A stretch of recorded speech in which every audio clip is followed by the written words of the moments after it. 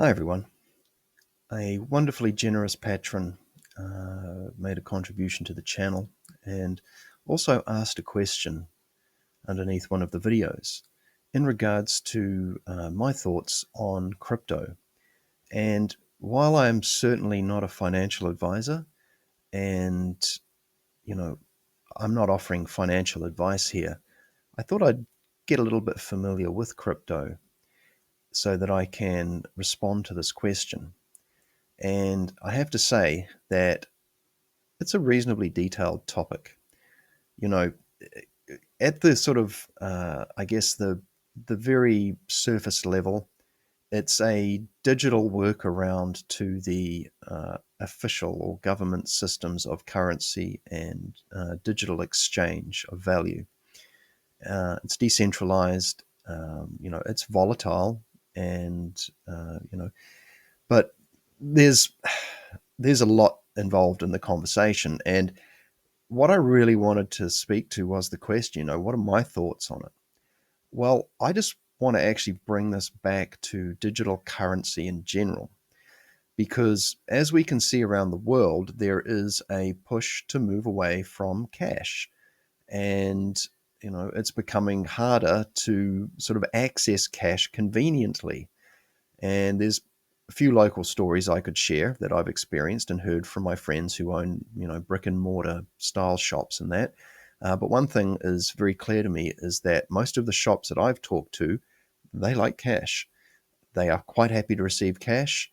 And even if it's inconvenient for them to deal in cash, because a lot of the banks around here don't carry it, like you have to order it, or you have to, there's basically a bit of effort involved in dealing with cash. It's being made to be inconvenient, like I said.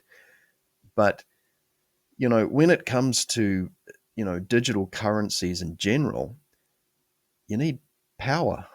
Now, we've had natural disasters and weather events here that have caused power outages in parts of the country, and the shops have got signs out the front that say, well, FPOS is down, point of sale transactions using cards, etc., cash only. Unfortunately, so many people have become used to the convenience of a card that they didn't have the cash, and so that can create some issues, and not the greatest option. If you want the convenience but the robustness of some kind of currency system, you really probably need to have at least both. So as far as crypto goes, it looks like it's a real option. It looks interesting. There's lots of ways to explore it, and yeah, I mean, as long as there's electricity in a network, and it looks like you need the internet as well, awesome. Yeah, cool. But if you put all your eggs in that basket, you got to remember that it depends on the grid. And if the grid goes down, how are you going to buy your groceries, right? So, you know, if let's say, you know, cash becomes even more inconvenient or unavailable, and there's a push to sort of phase it out, where does that leave the population? Well, it's really up to us to keep cash alive. And, you know, I've got friends who get money out at the beginning of the week from the automated teller machines, and they use that money to buy their groceries and their food, and go and eat out and buy their coffees with it. And the shops that they spend it at love it, and they all recognize that it's important because you know there's a little less trust in certain institutions nowadays. And when it comes to your ability to put food on the table, pay your bills, and basically own the fruits of your labors, right? Uh, People are sort of getting things a little more closer to home. They're wanting some reassurance. And that's why I wanted to talk about an alternative. It's kind of been on my mind for a while. Now, you know, what happens if the grid goes down and you haven't got any cash? there's barter, right? So, for example, you're the guy in the street that grows the carrots, your neighbor grows the potatoes, and the neighbor on the other side grows the cabbages. Awesome, sweet. You can make a nice meal, and you've got something to trade. You've got a tradable commodity, and you're prepared. So these kinds of grassroots methodologies of a value exchange is a great way to think about, you know, like if you're able to, get really good at growing food, and food is obviously perishable, you know, then this is something that can be quite handy if you're trying to grow lots of different things in your backyard in your suburb. Uh, that can There's a scalable reality to the size of what you can grow and what needs to happen there, and the amount of sort of square of area that you need to grow enough food to support yourself. I think it would be very hard to live out of your own backyard and supply a good like a high percentage of your needs for you and your family. But there are sort of workarounds too, things like biodynamics are something to look at that help to keep the soil replenished and change the soil and improve the quality of the food and these types of things. It's worth exploring biodynamics. That's a Rudolf Steiner innovation. And also uh, things like vertical farming. So if you're on a small block of land, you can grow food upwards and these types of things. But that's just food, right? And those are raw materials. There's also this idea of creating some kind of cottage industry around a packaged item that you can trade that's valuable. You might have a nicely packaged coffee or a jam or a preserve. You know, you think about it. If something happens, the supermarkets have only got a few days worth of food for everyone. What are you going to do? Right? We saw a little bit of that happening during the lockdowns, and the shelves were looking pretty empty, and you could tell there was an alarm in the general public. So these are things to have a think about. Can you survive off the grid for 30 days? Just as a general kind of question. What happens when you run out of coffee, right? What are some multiple use kinds of items that maybe you can grow in the backyard that you can use for cleaners or for cooking with, things like lemons and keeping a good stash of bleach and cider and uh, these kinds of things, like big bags of rice and things. So yeah, I'm talking a little bit of a prepper here, but I'm just getting real about it, guys, because we do take for granted a lot the convenience, and we're used to these small denominations of just like being able to sort of casually go up and buy a small thing, and with a flick of the card, and within a minute we've got the thing, as opposed to having that physical denomination, that physical currency in our hand, and we can feel the weight change as it shifts. Your hand is lighter, you have less now, okay, or you have less notes and these types of things. A great sort of analogy was presented to me where you offer a child $10 in the form of a single note or in $1 coins. There's going to be 10 of these things or one of these things. Which one will the child go for? One has a real weight to it. Something else to consider, and I think that this is what I'm about to share is something that's really worthwhile considering, is the idea of small denomination precious metals that are very common and easy to identify. And I think this is something that would be valuable for everyone to become familiar with to some extent. Let's say the grid goes down, and or you yeah, let's just stick with that. Let's say the grid goes down, and you've got a little bit of cash, but maybe there's a little bit of economic sort of panic or something like this. What have you got that you can trade? What about a sort of a common sized silver coin, low denomination silver coin? And I haven't got all the metrics here, but let's say that there's a silver coin that's pretty famous, common, easy to identify and verify. So that's the other thing too. These things need to be verified, and there's ways of verifying silver. Uh, you know, for example, it's not magnetic. You can also give it a tap, and it's got a distinct sound.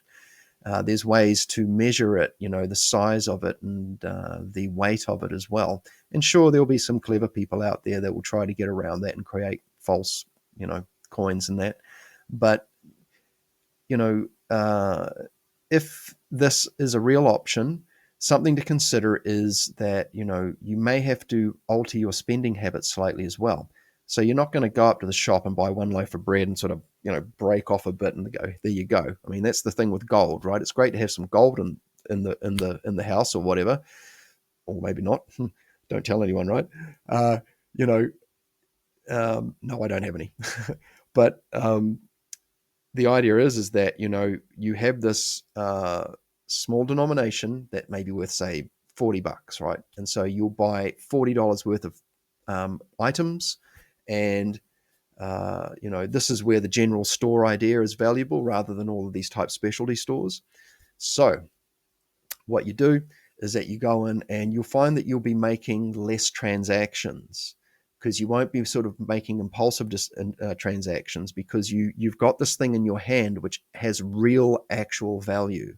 The coins and the notes we have are essentially like a proxy. They don't hold any intrinsic value. It's a bill of exchange. It's an exchange of a debt. It's not backed up by anything real. you know it's based on belief. And those of you who are aware of processes like fractional reserve banking and derivatives and these types of things, that it's a creative way of turning one thing into several things without there actually being an original thing that truly carries value. Most of the money on this planet is actually worthless. And, banks can create money out of thin air, or just print it, or just add, move the decimal points and add commas and things like that and just put stuff in and pull it out. There's no gold reserves like there used to be. Well, not here in New Zealand anyway. And you can go and check that on the New Zealand Reserve Bank's website. They actually have a page on there that shows you that they have no gold in the vaults. So this is something to think about. I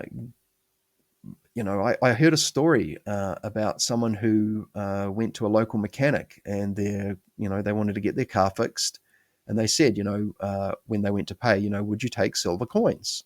And the business owner was there, and he was like, let's have a look. And he was, a little bit savvy with these things, and he checked it out, looked it up, you know, and satisfied himself that it was legit, and he was happy to take it.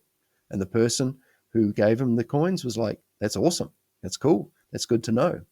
And so the shop owner was familiar, and that was not a bad sort of skill set that he had up his sleeve. And I think the other thing too is that you can jump on the chat GPT and learn, and you can jump onto websites and things like that and learn about how to verify and identify. Silver has a few other uses as well. It's antibacterial. You can use it in water. It's a conductor in that too. But I mean, just practically around the house. Where did I have it here? I had some notes here. So water purification. It can be used in wound dressing and creams. Now, whether or not you're going to be able to process the silver into something usable yourself, well, that's a whole other story. But as far as a method of exchange goes, it's a real option. And the only thing is with silver is that it needs to be stored correctly.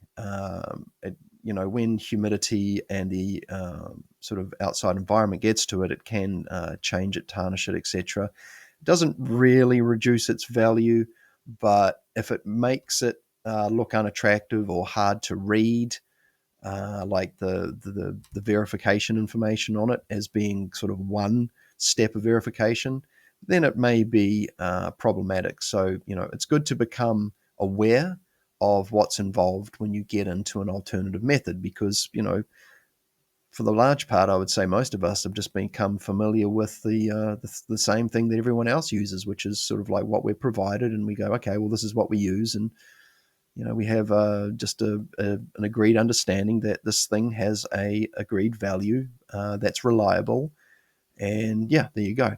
And obviously, too, silver will change in price, but if grid goes down, the shop owner might decide in advance that they will keep a sheet of these things. And I think that rather than waiting for grid down or potential emergencies and things, it's always good to just become familiar. If you're running a business and things become a bit unfamiliar all of a sudden, as far as like I said, grid goes down, can't use your FPOS card, you need to buy some groceries, you got some silver coins, whatever, that you've got a plan B, right? And like I said, if a gold bar is great, but trying to whittle off a bit and then unless you can, you weigh it. But paying in gold coins, you might not want to be in the line and people see that you got gold. I mean, maybe shop owners wouldn't be keen on that too, because that might just be a little bit too much cash. But these are just some things I wanted to talk about. Thank you, Isaiah. Uh, you know, because these are real things. I've seen this happen in my country where, the roads have been blocked off and they can't get food and electricity. In one case, it was a week, before they had everything that they needed. And, there's a few places around New Zealand that, if the main road goes down, they're isolated until that road gets cleared. And sometimes they are big jobs, and sometimes there are multiple slips and closures, and there's multiple towns that have it. So, if you're going to live, remotely, I think a lot of people who live remotely generally have a veggie garden and have some good stores, but it's always, excuse me, worth, exploring, alternative means of providing your primary needs, things like water and food and, uh, you know, these types of things. And another thing to think about is buyers groups. When you get together with a group of people and you buy wholesale in bulk quantities, so you'll pull your money together, you'll throw a bunch of cash in the hat, and you make a big purchase from a wholesaler, save yourself a heap of cash, and learn how to store things. I store most of my food in glass. That is one of the best ways to store it. So jars, guys, collect jars. All right. And yeah, have a think about, like, imagine being able to produce some kind of sort of end product rather than a raw material like a bag of carrots, which is still valuable, but something that maybe has a bit more long term storage.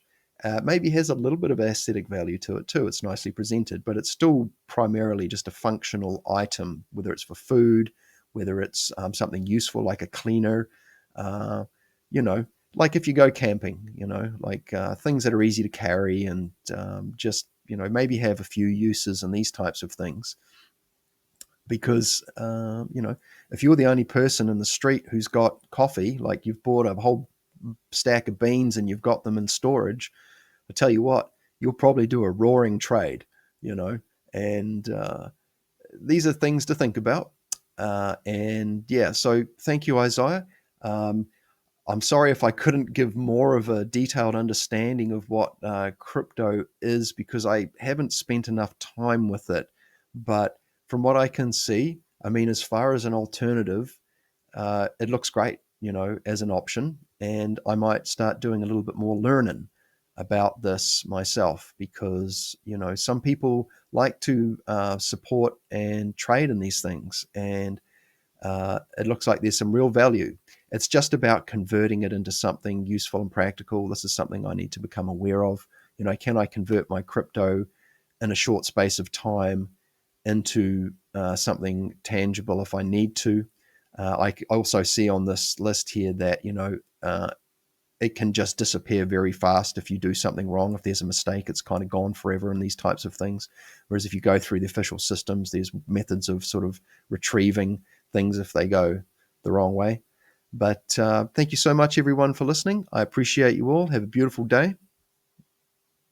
And we'll talk again soon. See you in the next video.